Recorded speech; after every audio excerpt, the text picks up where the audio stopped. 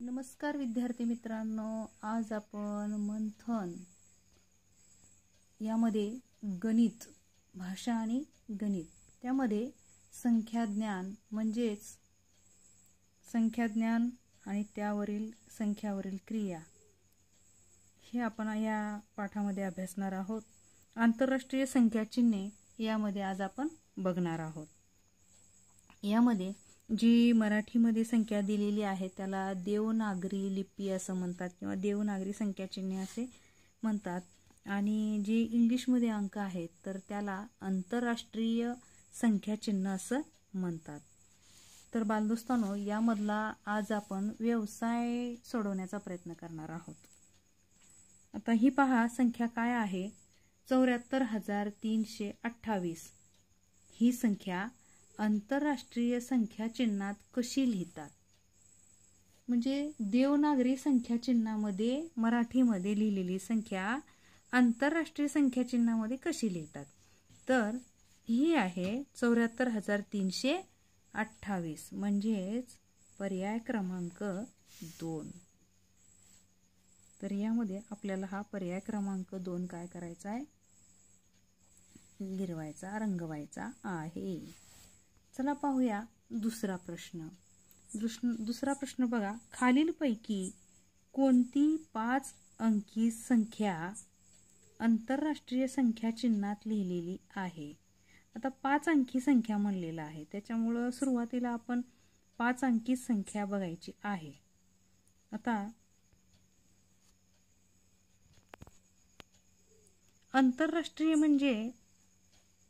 आंतरराष्ट्रीय संख्या चिन्हामध्ये म्हणजे इंग्लिशमध्ये लिहिलेली आहे 5 अंकी संख्या। ही 5 अंकी संख्या आहे, त्यानंतर ही सुद्धा 5 अंकी संख्या आहे। ही 4 अंकी आहे आणि ही तर मराठीमधली आहे, म्हणजेच ब आणि ड। पर्याय बघा, इथं क आणि ड आहे, इथं फक्त अ आहे, ब आणि क आहे, इथं ब आणि ड, म्हणजे पर्याय क्रमांक 4। तर हा 4 नंबरचा पर्याय इथं रंगवायचा आहे। प्रश्न तिसरा बघूया, खालीलपैकी देवनागरी व आंतरराष्ट्रीय संख्या चिन्हात लिहिलेली अयोग्य जोडी कोणती।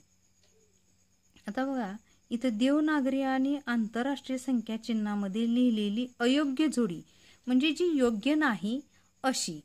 आता इथं काय लिहिले, संख्या वाचूया सुरुवातीला। 77,407 77,407 ही योग्य आहे। 12,050 आणि इथं सुद्धा 12,050 दिलेला आहे, ही सुद्धा संख्या योग्य आहे।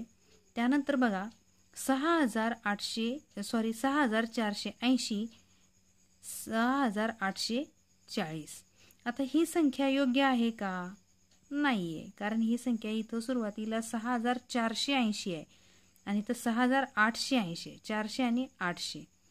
पुढे बघूया 17,327 आणि इथं दिले 72,371, म्हणजे क आणि ड ह्या दोन्ही संख्या अयोग्य आहेत, क आणि ड।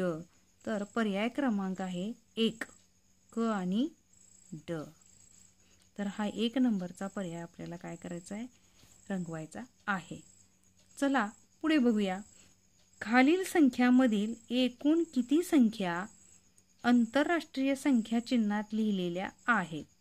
आता ह्याच्यामध्ये किती संख्या लिहिलेल्या आहेत हे आता आपल्याला बघायचं आहे। आंतरराष्ट्रीय संख्या चिन्हामध्ये म्हणजे ज्या इंग्रजीत आहेत त्या बघूया। 1, 2, आता ही 2 आहे का बरं, नाही, कारण याच्यामध्ये काही अंक हे मराठीमध्ये आहेत आणि काही इंग्रजीमध्ये आहेत, म्हणजे काही अंक हे देवनागरी अंकामध्ये आहेत तर काही आंतरराष्ट्रीय अंकामध्ये, म्हणून याला सुद्धा आपण धरायचं नाहीये।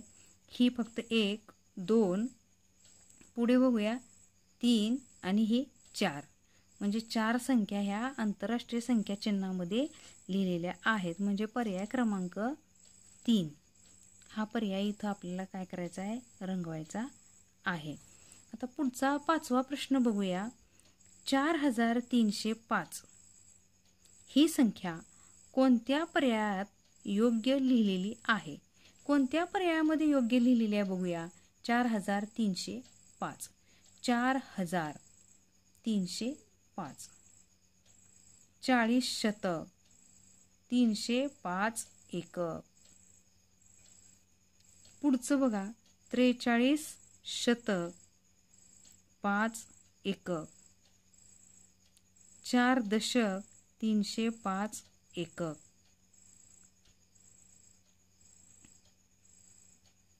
पुढे बघा 430 दशक 5 एकक. तर बालदोस्तानो इथं 43 शतक म्हणजे 4300 आणि 5 एकक म्हणजे पर्याय क्रमांक 2 हे या ठिकाणी योग्य आहे.